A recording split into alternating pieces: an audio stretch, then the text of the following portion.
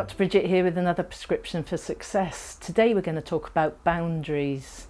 Now I work with an awful lot of people who are stuck in their business and their life, and sometimes they know about their boundaries and sometimes they go away, and when they come back again they say, perhaps things aren't as good as they were, and it's usually because people have crossed their boundaries. Now what do I mean by that? So if I draw out, this is you in a good space. So you're taking action, you're feeling inspired, and you're getting on with life and really enjoying it. So what could possibly go wrong? So maybe the people that you meet, people you meet in work, people you've had in your life for an awful long time, and maybe they're perhaps negative people. Maybe they make you feel drained. And that, if you spend a lot of time with them, then that means that you're much more likely to come out of your good space and put some negative stuff back. So what else? The media. Now, I find the media quite interesting because I look on it as from a perspective of, people's behaviour, what's happened, bit irritating to other people, but I always tend to think, well, people are doing the best they can, people aren't their behaviours. So I can look at the media and think, oh, that's really interesting.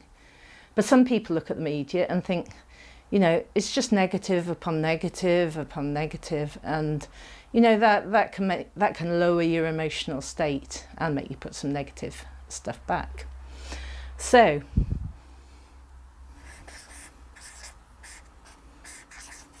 I think one of the really big things in terms of boundaries is not being you.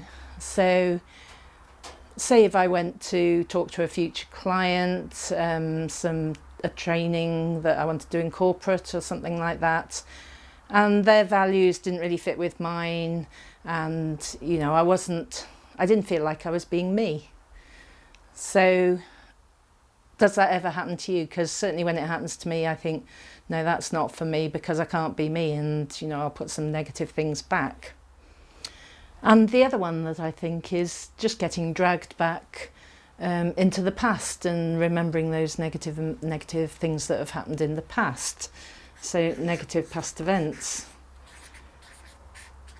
Now, when people have done timeline therapy with me or some NLP work with me, they tend not to get dragged back into the past. But as I'm talking to an awful lot of people here, maybe you haven't done some work with me yet, and you haven't got rid of all those negatives.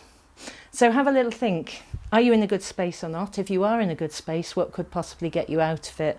Negative people, perhaps the media not being you, or negative things in the past. Just become aware of it, because a lot of change is brought about by awareness.